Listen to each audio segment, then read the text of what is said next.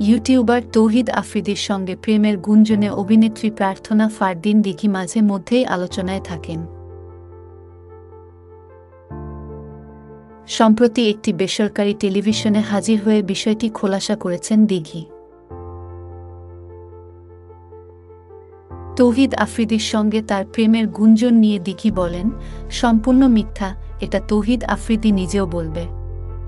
সে শুধুই আমার বন্ধু। এ সময় দিঘি আরও বলেন, সোশ্যাল মিডিয়াতে সবারই আপস অ্যান্ড ডাউন হয়।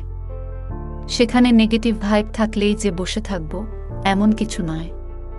পরিচালকেরা তো আমাকে নিয়ে কাজ করছেন।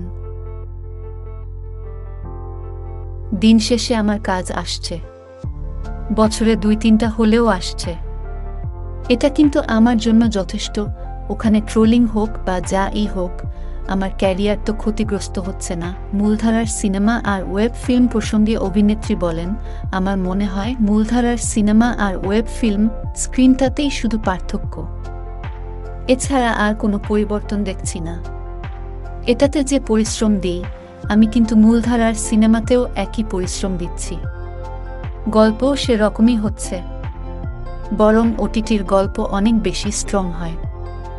দুই জায়গাতেই খুব ভালো কাজ হচ্ছে।